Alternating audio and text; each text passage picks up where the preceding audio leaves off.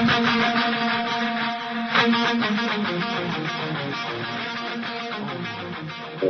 back to the Flash of Business. I'm your host, Kevin Bryce, talking about you and your business. Delighted to be able to spend some time continuing my conversation on business plans. Seems to be a big focus on today because you know what? Still early in the year. A lot of people thinking about starting that business, creating that business plan. Hugh Taylor is going to contribute to that conversation. Hugh, welcome to the program. Tell us a little bit about yourself and your company. Thank you for having me on, Kevin. Yes, I'm Hugh Taylor, Taylor Communications.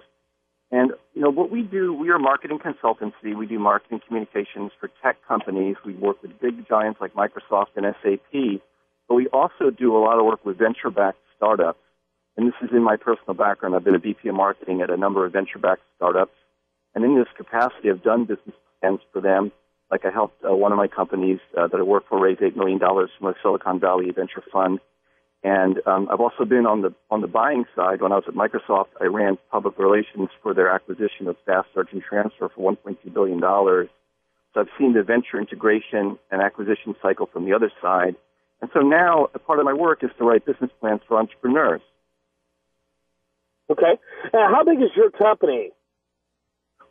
I'm just by myself. I'm a small operation. Awesome. Yeah. It means you're mean and lean. Tell us a little bit, give us a profile of the companies you typically work with. Well, in terms of size, industries, that type of thing. You know, a lot of my clients are technology companies, but that's not the only thing we do. I work with entrepreneurs who want to start companies in cosmetics business, real estate ventures, all kinds of different things. You know, usually what happens is someone gets referred to me, they have an idea for a business, they don't really know what they need to do. And what I recommend is a short-form business plan, maybe 10 pages long. That's really all you need. If someone's interested in investing, they're going to get it in 10 pages. You don't have to do like a 100-page, doorstop. But what I work with the client to figure out is they come to me, they say, I need to raise money. And I say, yes, you do. But you also need a plan so you know what you're doing. And perhaps most importantly, know that the plan and the venture you want to start is right for you, because if there isn't an alignment between what you're good at as a business person and what you want to do, it isn't going to work. And I know that sounds obvious, but a lot of people don't quite see that. So, for example, I had a guy come to me who's actually quite a brilliant scientist. He was a little bit down on his luck. He wanted to do a franchise of like a fried chicken restaurant. And I said, you just don't understand. This is not the right thing for you. So, I advise him not to do it. Yeah, and so you try to be more of a trusted advisor, not just a plan developer. Mm-hmm. Yeah. So tell me typically, that's interesting about the 10 pages because, there's a lot of people who keep thinking that. You're almost talking about the executive summary of a business plan. Well, there's an operating plan for a business which can be extremely detailed, and that could be like a big book or a big PowerPoint deck. And you probably have to do that as well. But if you're just trying to raise money, you really, in my opinion, only need an executive summary, because at some point, if the investor's interested, they're going to engage with you, and they're going to have a lot of conversations where you have to talk to them, and that's where this detail comes out. It's probably not worth the time or money to have someone develop a gigantic plan, because things also change a lot. I mean, by the time you're the way I joke about it, but although I think I'm right, is especially in tech, if you can really explain what it is you want to do, you're too late. And so if you want to do a relatively brief plan, do it relatively quickly, get it in front of people. I definitely recommend like a dry run. There's some great ways to just go to affluent people and run it by them and see how they feel, get reactions, get feedback, and see how you're doing. And some really big ventures in Silicon Valley don't even have plans. It's the strength of the executive team and a concept, maybe with some PowerPoint slides, and that's it. I mean, I don't recommend that unless you're some genius. But there's someone on that team that has already done something spectacular, generally speaking, or has been a part of something spectacular. That isn't going to be, in my opinion, and I think you're saying the same thing. That's not going to work for the average person trying to develop a business, I don't think. Right.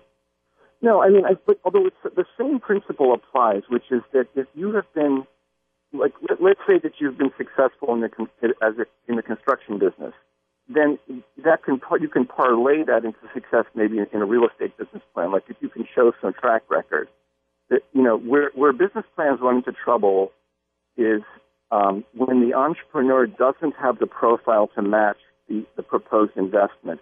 And sometimes it doesn't matter, but a lot of investors get nervous when they're like, well, here's a guy who's been, like, say, a lawyer for 20 years, and he wants to start a, beauty supply company or something, and it just doesn't feel right. So maybe you need to add to the team or demonstrate in some way that you can do it. And, that's why sometimes people bootstrap, so it's like, okay, I'm going to start something really, really small, just to, like a proof of concept to show that I know how to do this, and it can work, it can generate a little bit of revenue, so it's already going. The more up on your feet you are, the easier it is to explain how you're going to grow. If it's a totally untried concept, you're way, way out on the time horizon and the uncertainty horizon.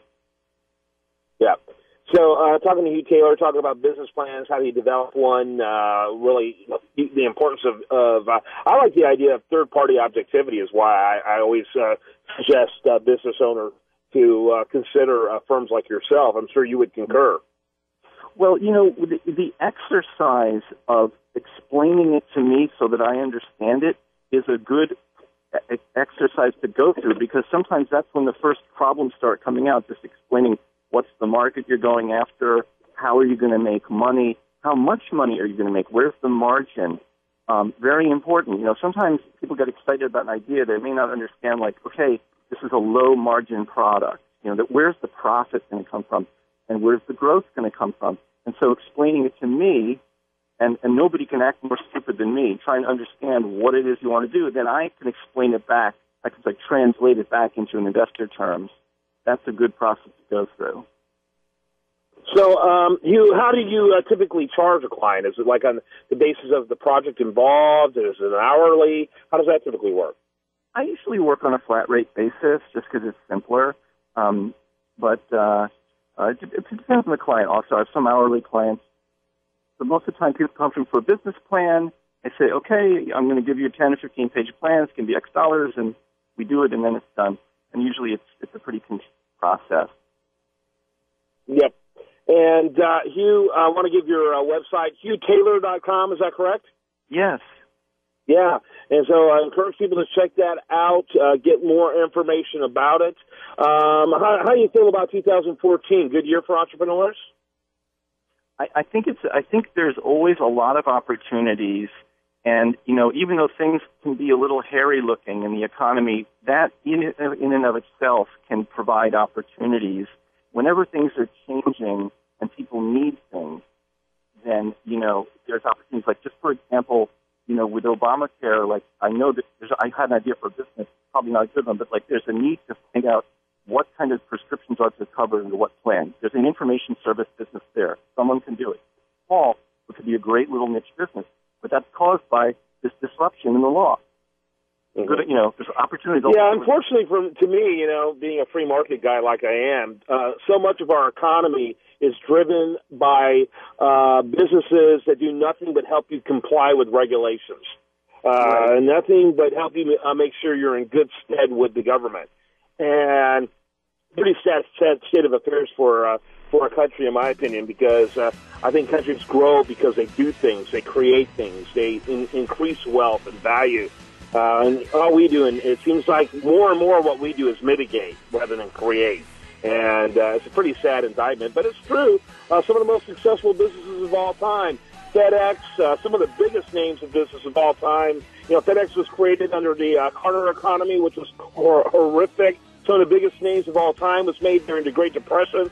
And so in many cases it happened from people who got fired or got laid off. And they used that lemon to create some pretty dang good tasting lemonade. So there's always opportunity, and appreciate you pointing that out.